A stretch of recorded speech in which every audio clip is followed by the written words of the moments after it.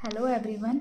हम अब अपने सेकंड पार्ट में डिस्कस करेंगे फैक्टर्स, कौन कौन से हैं जो इफेक्ट डालते हैं फ्लोरेसेंस में। मैं आपको इतनी इजी वे में बताऊंगी क्योंकि बच्चों को ये डाउट होता है कि मैम हम फैक्टर्स पढ़ते हैं पर इतने सारे फैक्टर्स होते हैं कि हम कंफ्यूज हो जाते हैं, करें तो कैसे करें। बट मैं आपको ईजी ट्रिक के साथ बताऊँगी सब चीज़ें। तो सबसे पहला फैक्टर है nature of molecule. Nature of molecule. अब नेचर ऑफ मॉलिक्यूल में क्या होएगा, जैसे कि अब इसमें हम उन मॉलिक्यूल्स की बात करेंगे, सब मॉलिक्यूल्स की बात नहीं करेंगे। हम उन मॉलिक्यूल्स की बात करेंगे जो शो करते हैं फ्लोरेसेंस और फॉस्फोरेसेंस ओनली।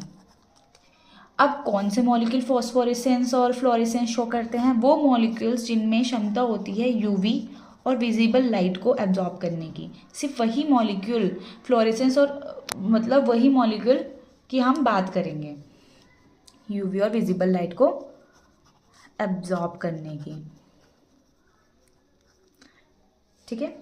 अब कौन से मॉलिक्यूल होते हैं? जो मॉलिक्यूल डबल बॉन्ड होता है जिन मॉलिक्यूल्स में, सिर्फ वही इसको शो करेंगे फ्लोरेसेंस को, या फिर हाँ वही इसको शो करेंगे फ्लोरेसेंस को। जो मॉलिक्यूल एलिफेटिक हैं मतलब स्ट्रेट चेन, या फिर साइक्लिक हैं, तो इनमें क्या है, डबल बॉन्ड नहीं है, तो इन मॉलिक्यूल्स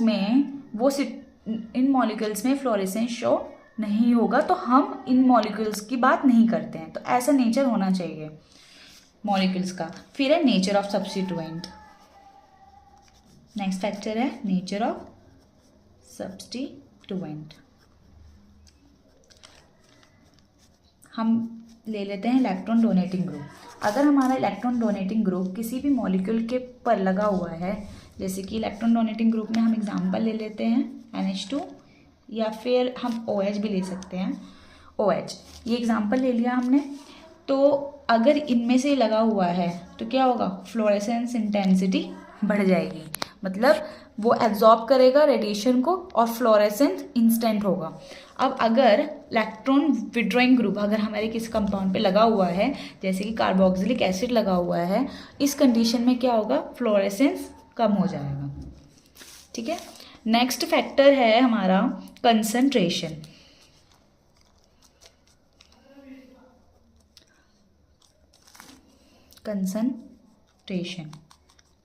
कंसंट्रेशन में क्या होता है, अगर हमारा कोई मॉलिक्यूल कंसंट्रेटेड है या कोई सॉल्यूशन कंसंट्रेटेड है, तो उसमें फ्लोरेसेंस ज़्यादा होगा या कम। ठीक है। तो कैसे पहचानेंगे हम? अगर हमारे किसी मॉलिक्यूल की या किसी सॉल्यूशन की कंसंट्रेशन ज़्यादा है, तो उसमें अगर हम अपनी लाइट को फॉल करेंगे तो क्या होगा, एब्जॉर्प्शन भी ज़्यादा होगा। ठीक है। एब्जॉर्प्शन ज़्यादा होगा तो ऑटोमेटिकली फ्लोरेसेंस भी ज़्यादा हो जाएगा। ठीक है। ये हो गया हमारा क्या, कंसंट्रेशन। अब हम नेक्स्ट देखेंगे अपना इसमें नेक्स्ट फैक्टर है हमारा ऑक्सीजन। ऑक्सीजन का क्या रोल है? अब हमारा मॉलिक्यूल, अगर हमारे मॉलिक्यूल में ऑक्सीजन लगा हुआ है और उसमें क्या हो गया, ऑक्सीडेशन हो गया लाइट फोल्ड होने की वजह से, तो क्या होगा, मतलब क्या हो गया, फ्लोरेसेंस बढ़ जाएगा। लेकिन वहीं अगर कॉलिजन हो गया तो क्या होगा, फ्लोरेसेंस कम हो जाएगा। ठीक है।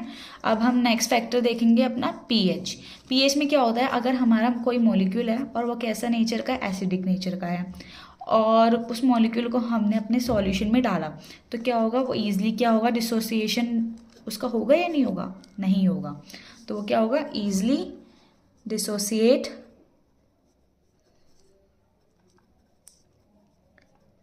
नहीं होगा। ठीक है। अब अगर इसलिए डिसोसिएट नहीं हुआ तो क्या होगा, फ्लोरेसेंस अच्छा नहीं मिलेगा। ठीक है। That's why fluorescence not good. ठीक है। अगर बेसिक मॉलिक्यूल की बात करें, बेसिक मॉलिक्यूल, इस कंडीशन में क्या होगा, ईजिली अगर हम सॉल्यूशन में डालेंगे इसे तो ईजिली डिसोसिएट हो जाएगा हमारा ये मॉलिक्यूल। तो फ्लोरेसेंस कैसे होगा? गुड। ठीक है, एग्जाम्पल में ले लेते हैं हम एनिलीन। ठीक है, एनिलीन अगर इसका पीएच 5 से 13 के बीच में है तब वो कैसे फ्लोरेसेंस शो करेगा? ब्लू। लेकिन अगर पीएच 5 से कम या फिर 13 से ज़्यादा है तो इस कंडीशन में क्या होगा? 5 से कम या 13 से ज़्यादा है तो फ्लोरेसेंस शो नहीं करेगा, मतलब फ्लोरेसेंस देगा ही नहीं, नॉट गिवन फ्लोरेसेंस। अब हम नेक्स्ट फैक्टर देखते हैं अपना टेम्परेचर। टेम्परेचर में क्या होगा? अगर हमारा टेम्परेचर, हमने कोई सॉल्यूशन लिया उसमें बहुत सारे मॉलिक्यूल्स हैं और हमने टेम्परेचर बढ़ा दिया तो क्या होगा? हमारा जो सॉल्यूशन है उसकी विस्कोसिटी हो जाएगी कम। विस्कोसिटी कम होगी तो क्या होगा? मॉलिक्यूल्स में कॉलिजन होने लगेगा। कॉलिजन ज़्यादा होगा, कॉलिजन ज़्यादा होगा तो फ्लोरेसेंस कम। वहीं अगर हमने टेम्परेचर कर दिया कम तो क्या होगा? विस्कोसिटी हो जाएगी,